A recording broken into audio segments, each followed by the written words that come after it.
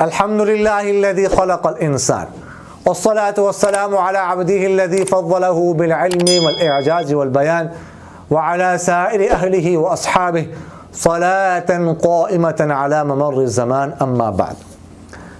Dubai سے زاہد گھل بھائی نے پوچھا ہے کہ وضو کرنے کے بعد اگر ہوا خارج ہو جائے تو کیا استنجا کیے بغیر وضو کر سکتے ہیں، اور جمعے سے پہلے اور بعد کی سنتوں میں نیت میں جمعہ کہنا ضروری ہے کہ نہیں؟ اور تیسرا سوال یہ کیا ہے کہ مغرب کی نماز میں اگر کسی سے 2 رکعتیں رہ جائیں اور امام کے سلام پھیرنے کے بعد جب وہ 1 رکعت پڑھ لے تو اس کے بعد قاعدہ کرے گا کہ نہیں؟ اب وضو کرنے کے بعد صرف ہوا خارج ہونے سے استنجا کرنا ضروری نہیں ہو جاتا، لہٰذا استنجا کیے بغیر بھی وضو ہو سکتے ہیں، صرف وضو کر لے بس، استنجا کی ضرورت نہیں ہوتی۔ اور دوسرا کہ جمعہ کی سنتوں میں لفظ جمعہ کہنا، دیکھیے گا اصل جو نیت ہوتی نا وہ دل کی ہوتی ہے، کہ بس دل میں آپ سنتے پڑھ رہے ہیں، جمعے کی پڑھ رہے ہیں، کون سی پڑھ رہے ہیں، وہی نیت ہے۔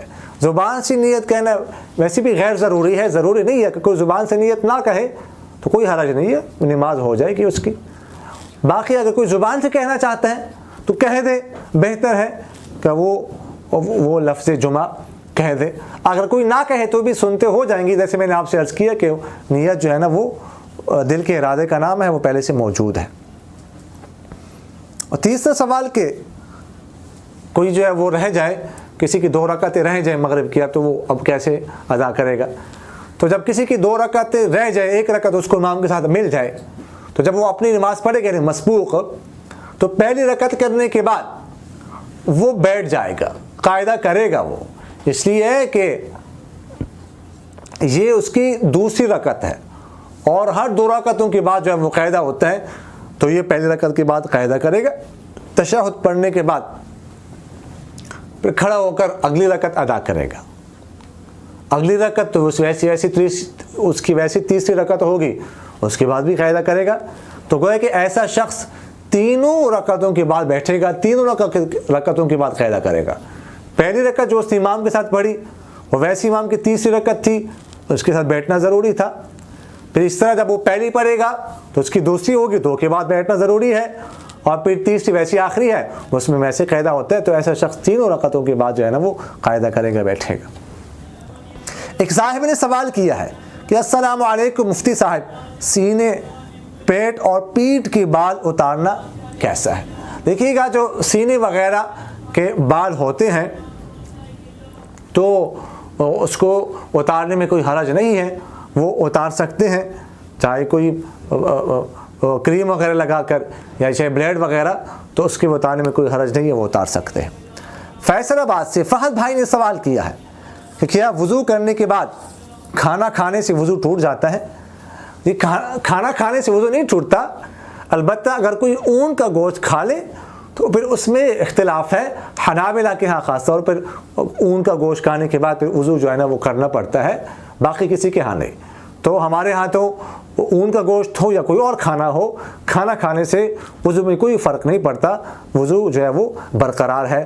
وضو ٹوٹتا ہے کوئی چیز اندر سے باہر آ جائے، الوضوء مما خرج، جو باہر آ جائے، اندر جانے سے جو ہے اس کا وضو کا تعلق اندر جانے سے نہیں ہے۔ کھانا تو اندر جاتا ہے، البتہ اس سے روزہ فاسد ہو جاتا ہے، والفطر مما دخل۔ فیصل آباد سے فہد بھائی نے، یعنی پشاور سے ایک صاحب نے پوچھا ہے کہ ہمارے چچا کا انتقال ہوا ہے، اب ہم نے ان کا 40واں کرنا ہے، تو کیا ہماری چچی 40ویں کے لیے ہنگو جا سکتی ہے؟ کیونکہ ہم نے ان کو ہنگو میں دفنایا ہے اور 40واں بھی وہاں کریں گے، صرف دن کے لیے جائے گی اور رات کو واپس آئے گی۔ جو عورت عدت گزار رہی ہو تو اس کے لیے بغیر ضرورت کے باہر نکلنا ہی جائز نہیں ہے، گھر سے باہر نہیں نکل سکتی۔ تو 40واں جو ہے یہ کوئی عذر نہیں ہے، کوئی ضرورت نہیں اس کے لیے نکلے، بلکہ یہ تو گناہ ہے۔ 40واں کرنا یہ بدعت ہے، یہ جائز نہیں ہے۔ کیا حضور صلی اللہ علیہ وسلم کا 40واں کسی نے کیا ہے؟ کیا صحابہ کے دور میں 40واں ہوتا تھا؟ کیا تابعین کے دور میں 40واں ہوتا تھا؟ اگر 40واں کوئی ثواب کا کام ہوتا تو پھر ابوبکر صدیق رضی اللہ تعالیٰ عنہ، عمر فاروق وغیرہ صحابہ سب سے پہلے حضور صلی اللہ علیہ وسلم کا کرتے، اس طرح صحابہ کا 40واں ہوتا۔ اس سے معلوم ہوا کہ یہ بعد میں جو ہے بات نکالی گئی ہے، یہ اور اس کو لازم سمجھنا یہ بدعت ہے، یہ گناہ ہے، اس سے بچنا انتہائی ضروری ہے۔ تو 40ویں کے لیے نکلنا جو ہے گناہ ہے، ویسے نہیں نکل سکتی، گناہ کے لیے نکلنا تو اور زیادہ بڑا گناہ ہے، تو اس لیے 40واں نہیں کرنا چاہیے، اس سے بچنا انتہائی ضروری ہے۔ اس کی جگہ پر صدقہ کریں، آپ کسی مدرسے میں پیسے دے دیں، فقراء میں پیسے بانٹیں، چیزیں بانٹیں، راشن بانٹ لیں، مسجد میں پیسے دے دیں، قرآن مجید رکھ لیں، کتابیں خرید کر کسی کو دے دیں، ان چیزوں کا ثواب ملے گا۔ 40واں کا ثواب نہیں بلکہ الٹا گناہ ملے گا، یہ تو ناجائز کام ہے، لہٰذا اس کے لیے بالکل وہ نہیں نکل سکتی گھر سے، جائز نہیں ہے۔ اقول قولی ھذا استغفر اللہ لی ولکم ولسائر المسلمین فاستغفروہ انہ هو الغفور الرحیم۔